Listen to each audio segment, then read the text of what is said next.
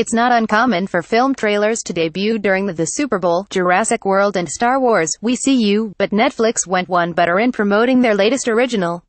As many movies fans predicted would be the case, a third Cloverfield movie was trailed during one of the breaks, but the streaming service then stunned everyone by announcing that the Cloverfield paradox would be available online as soon as the football game ended.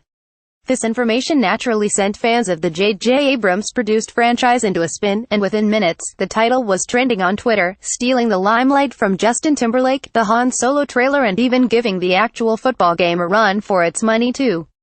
But if you're not familiar with the Cloverfield universe, then all this fuss probably isn't making much sense. Don't worry, though, we've got you covered. Here's the lowdown on all things Cloverfield. So, what is Cloverfield? Let's start with the easy stuff. The first movie, simply titled Cloverfield, hit cinemas in 2008 and sees 6 New Yorkers attempting to flee the city as a variety of monsters attack. Cloverfield uses found footage-style storytelling, and in a bid to keep the horror film's plot under wraps, J.J. created fake scripts for the auditions, and when the cast landed their roles they didn't actually know what they'd signed up for. In 2016, a second film, 10 Cloverfield Lane, arrived in cinemas just 2 months after the first trailer was revealed. Movie Store Collection, Rex, Shutterstock. The first film's poster arrived back in 2008. These first 2 installments were both given traditional, cinematic releases, and the cult of Cloverfield developed largely thanks to some seriously impressive viral marketing campaigns.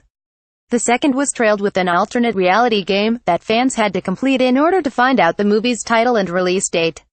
The previous focus on creating detailed campaigns make the decision to Beyoncé this film even more surprising, and perhaps explains why everyone, and please excuse our French, lost their shit when the trailer was revealed midway through the Super Bowl.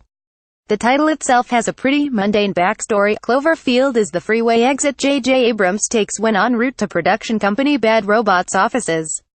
Are the films a straightforward trilogy? No. While all 3 are set in the same universe, they do not run chronologically, and the links between the projects are a little less obvious. Unlike with traditional franchises, Cloverfield is more of an umbrella term, and all of the films tell separate stories with similar themes and horror elements. It's the same way Black Mirror works, with the slight tweak that every Cloverfield story takes place in the same universe. Paramount Pictures, Bad Robot, Coble, Rex, Shutterstock. Mary Elizabeth Winstead and John Goodman in 10 Cloverfield Lane. In the first film, Cloverfield is the government's case designation for the events caused by the monster, as director Matt Reeves previously explained. It's the way that this case has been designated. That's why that is on the trailer, and it becomes clearer in the film. It's how they refer to this phenomenon, or this case. In the second film, things were more obvious, as 10 Cloverfield Lane was the address where the events took place.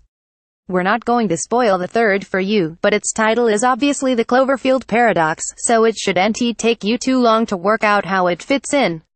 Who's in the new one? The film boasts a seriously impressive cast, with Gugu Mbatha-Raw, who you probably recognize from the San Junipero episode of Black Mirror, taking the lead.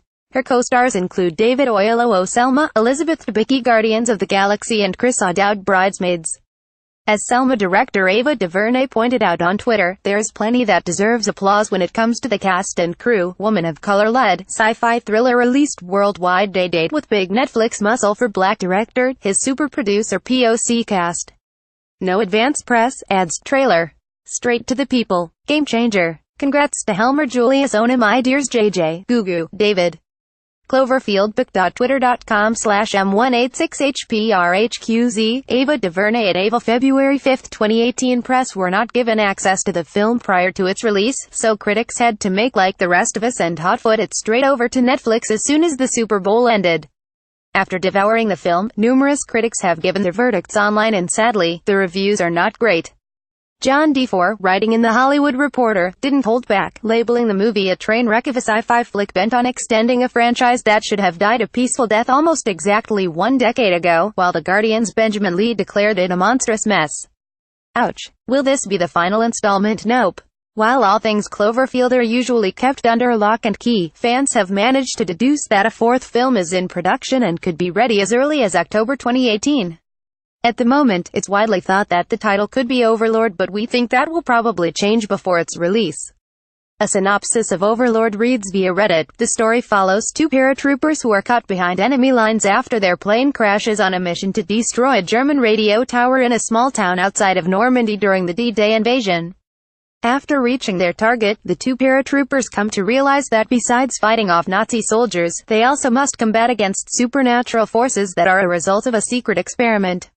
The Cloverfield Paradox is available to stream on Netflix now.